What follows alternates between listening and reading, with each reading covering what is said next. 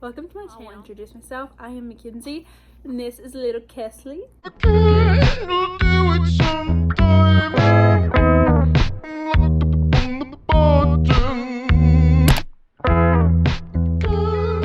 this is her 1 to 2 month update. The next update will be 3 to 4. Like I said, the last two, like her week 3 and week 4 was not too different. She still spit up with a particular kind of formula, so I had to stop using it. And once her belly got settled, I breastfed her just for 2 weeks, solid breastfed, no formula at all. And then I tried a different formula, and it ends up that formula is working. She has not spit it up or anything. We're going to start from February 7th all the way to March 7th, because that would be her 2nd month of life, I suppose. A lot has happened within the last 2 months, and I will explain that. She's pulling my hair. Her grip has gotten stronger, but for starters, you can obviously tell she is longer. She has gained weight. She is where she's supposed to be at her age. She now weighs 10 pounds and 15 ounces. So she'll probably be 11 pounds when we go back to the doctor. She is 22 inches long. When she was born, she was 19.5 inches long. So she is a very healthy baby, they said at the doctor. So that's really good. She got her hepatitis B vaccine, her second one, because she got the first one in the hospital. The doctor said she's a really good baby. I will explain why. She goes back tomorrow as well, which is Monday the 8th. So she goes back to the doctor tomorrow, and I will explain why in a second. She is now into 0 to 3 months clothing in size 1 diapers, which is new. 0 to 3 months clothing are still a little bit too big for her, depending on what they are. The sleepers are too big around the stomach and chest area, but they're perfect lengthwise. She has started eating a lot more, which is why she's gaining weight.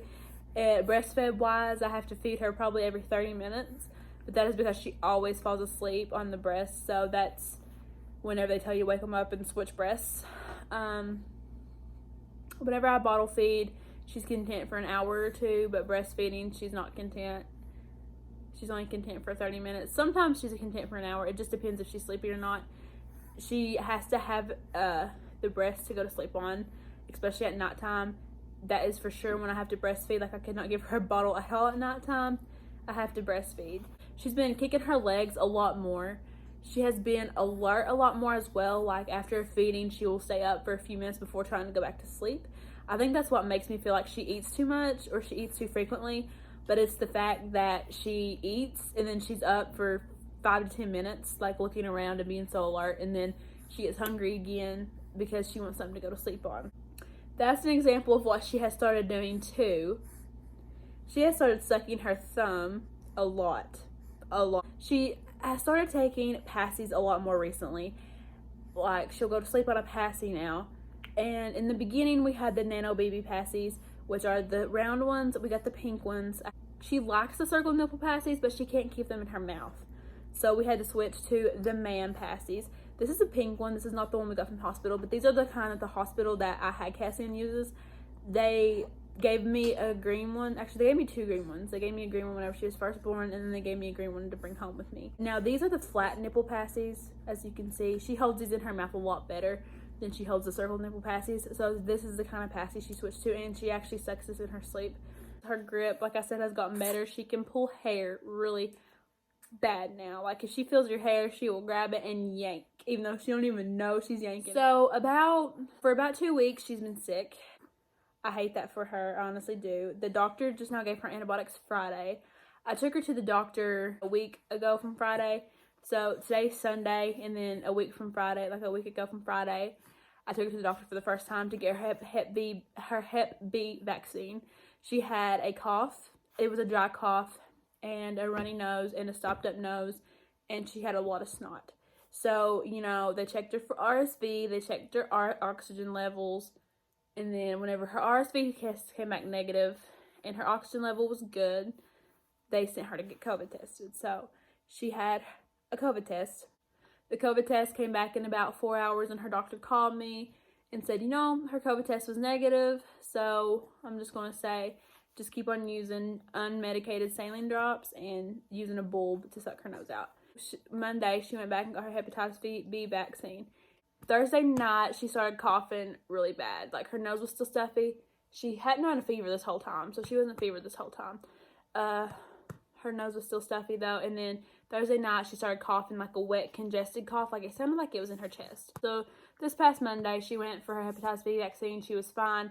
And then Tuesday and Wednesday, she was still coughing and snotty, but not as bad. And then Thursday night is whenever we noticed the wet, congested cough that she was having. And I just said, that's not normal. Like, this is the first time she's had that kind of cough. I got to call her doctor in the morning. So it was 9 o'clock in the morning because Kes woke up at 8:30. So I called the doctor at 9:30 and I told them, I said, you know, Kesleigh was there Monday for hepatitis B vaccine, but she was there last Friday as well because she had to go get COVID tested and RSV tested and stuff because she was sick, and all those came back negative. But I said, starting yesterday, I said, her cough sounds worse. It sounds wet and congested. And the receptionist said, you know, we want to get her in as soon as possible to check her out. So could you do 1:45? So Friday at 1:45, we went into the doctor. Her pediatrician seen her. Her nose was still swollen on one side and everything. And then he looked inside her ears and he said her ears were very swollen and very red.